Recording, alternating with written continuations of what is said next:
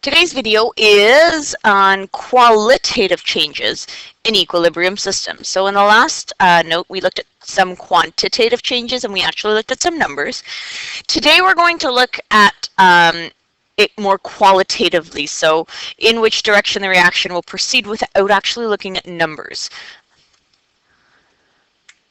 So today's big topic is Le Chatelier's principle. This is a big, important topic, and it's going to keep coming up for the rest of the unit. So definitely pay close attention to this one and make sure that you understand how Le Chatelier's principle works. So first off, we have to know that temperature, pressure, and changes in concentration affect equilibrium, and they each affect equilibrium in different ways. So if we increase or decrease the temperature or the pressure, or we add more reactants and increase the concentration, or add more products and increase the concentration there, those factors will all affect what happens to the equilibrium of that system, and those factors will change our numbers. So these factors will make the system undergo an equilibrium shift. So we're going to move the system at equilibrium. It's going to change and basically establish a new equilibrium. What actually ends up happening, the outcome, is governed by Le Chatelier's principle. So here's the definition of Le Chatelier's principle. When a chemical system at equilibrium is disturbed by a change in a property, so one of the ones that I mentioned up at the top, change in temperature, change in pressure, or change in concentration, the system will adjust in a way, and this is the key, that opposes the change. So we're going to do the opposite of whatever the change wants to do, and I'm going to show you what that means as we go through some examples. So any change to a chemical reaction at equilibrium causes the reaction to proceed in the direction that reduces the effect of the change. So let's go through some examples. We're going to start by looking at concentration changes, and then later on we'll look at temperature changes and pressure changes. So concentration. If we add a reactant or a product, the equilibrium is going to have to reshift and rejig itself and create a new balance. Okay? When we add a reactant or product, it causes the reaction to proceed in the direction that consumes the added substance. So again, if we consume that added substance, we're opposing the addition of that substance. That's what Le Chatelier's principle says. The removal of a reactant or product, again, will cause the reaction to proceed in the direction that produces the missing substance. So if we take something away, we're going to want to oppose that and move the reaction in the direction that will make more of whatever we've taken away. So the opposite of what we've done. So let's check out this equilibrium. So as we can see, I've got a little, if you look down here, right at the bottom of my graph, here is the reaction that I'm looking at. So I'm looking at nitrogen and hydrogen gas combining to form ammonia. Okay, and at the bottom of my graph, this is time. Okay, so at time 0, here at the start of the graph, I've got 3 different substances, and they're all at equilibrium. Okay, now you notice that the concentration is not necessarily equal. Okay, the concentration here is about 0.5, here is around 2, and here is around 3, and it doesn't necessarily correspond to the coefficients. Okay, because my N2 is actually 1, my H2 is actually 3, and my NH3 is actually 2. So the N2 is technically a little bit off. So the concentration has actually nothing to do with the coefficients, okay? But the system is at equilibrium. How do we know that? Because the concentrations of my reactants and products are not changing. They're staying the same as we go through time. Staying the same as we go through time, and the H2 is staying the same as we go through time.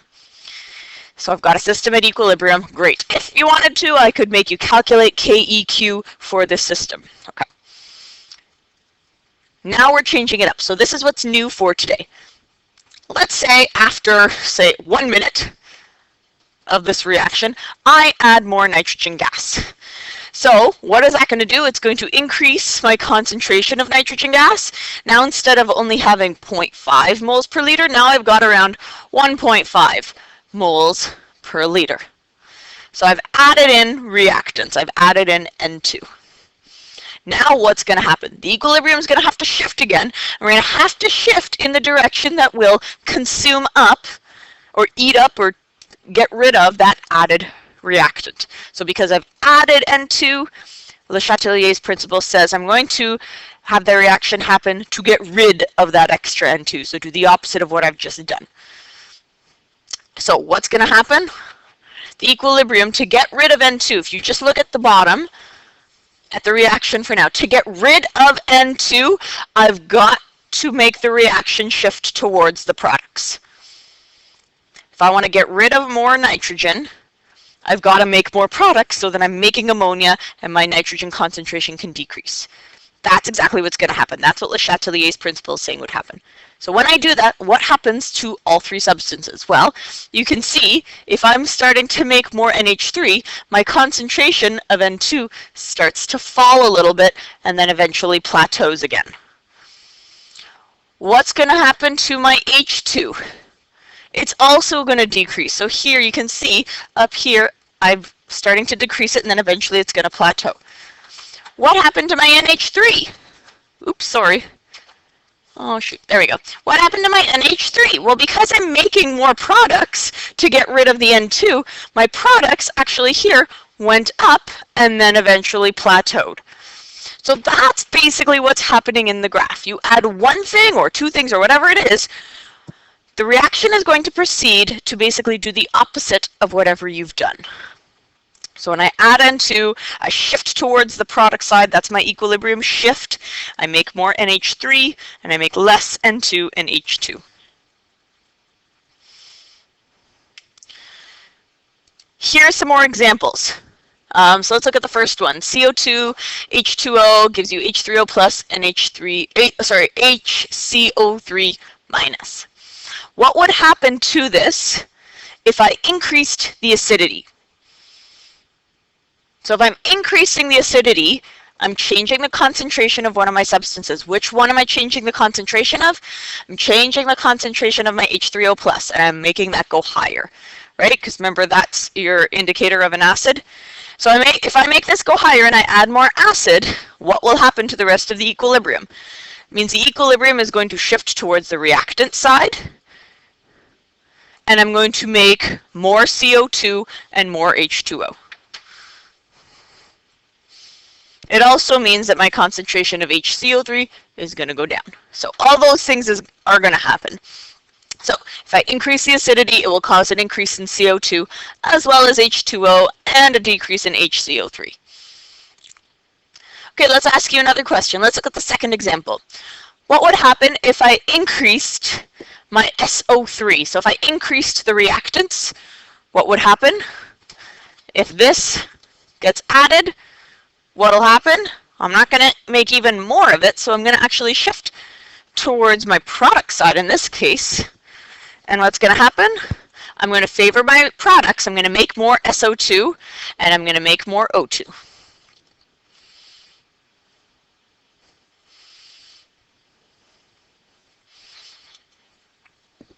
All right, now I'm going to go through a quick little slide about explaining this based on the kinetic molecular theory.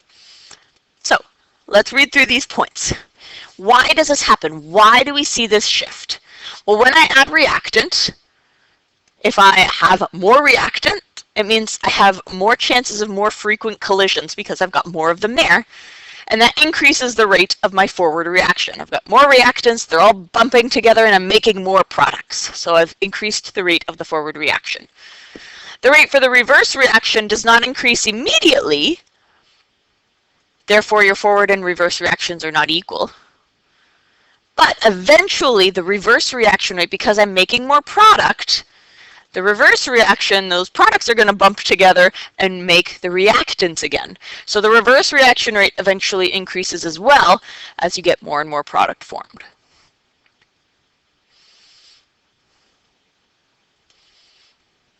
All right, let's take a look at temperature changes. Heat Heat always evolves in an exothermic reaction. That means heat is released in an exothermic reaction, and it is absorbed in an endothermic reaction. Okay. Now we haven't done our energy unit. Usually we've done the energy unit between now or by now, but we haven't done that. That's not a big deal. The way we represent an endo or an exothermic reaction is where we write the energy in our balanced chemical equation. So it says here, Changes in temperature will have the same effect as changes in concentration. So I've given you this example here with N2 and O2.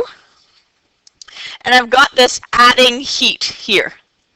Now because I'm adding heat in at the beginning, that heat is getting absorbed by the system in order to make my products. That means whenever you see energy in the reactant side, it means it's endothermic. Okay, if I wrote 180.5 over on my product side, that would mean it's exothermic because that heat or that energy is being released in the products. So here we have an endothermic reaction. If the mixture is heated, so if I add more heat, then the equilibrium shifts towards NO. So if I add more of this energy here, I'm going to oppose that by shifting the equilibrium that way. I'm going to make more nitrogen monoxide. If I cool down the system, so if this comes down, the equilibrium is going to shift backwards. Okay, there's another example of this if you want to check out your textbook on page 454, it's figure 8. You can check it out, it's basically the same thing, but it just gives you another example, so you can check that out, and if you have questions about it, for sure let me know in class. Side note, the value of the equilibrium constant, that's your KEQ. That will change because an equilibrium constant is only constant at a specific temperature. So if I add heat, I've changed the temperature. If I take away heat, I've changed the temperature. My KEQ value will change. Why? Because of all these shifts that's happening, it's going to change all my final concentrations. And we all know that we need our concentrations of our products over our concentrations of reactants to calculate KEQ. So if these concentrations change, obviously my value for KEQ is also going to change. Okay, here's another explanation of why we see this effect with temperature change based on kinetic theory. So we're looking at an exothermic reaction in part A and an endothermic reaction in part B. For an exothermic reaction, you see energy is on the product side. What happens if we cool it down? Initially, the forward and reverse reactions were both going to be a little bit slower, but the reverse rate is going to decrease more because that's the side. So if I'm going this way, in order to go that way, I need energy to make reactants. So if I cool an exothermic reaction, more products and more energy will eventually be formed, and we get a shift to the right. So if I take away energy, if I drop energy, eventually what's going to happen when it reaches equilibrium, it's going to have shifted that way. If I cool an endothermic reaction, so here's my energy, if I decrease that, I'm going to want to replace the stuff that I've taken away, and my equilibrium will shift to the left.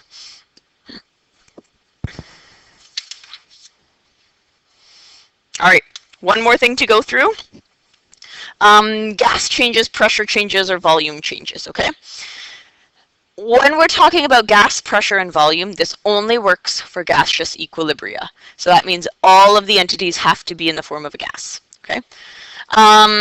Basically what happens if we decrease the volume or increase the pressure, it causes the reaction to proceed in the direction of fewer number of moles of gas, reactant, or product.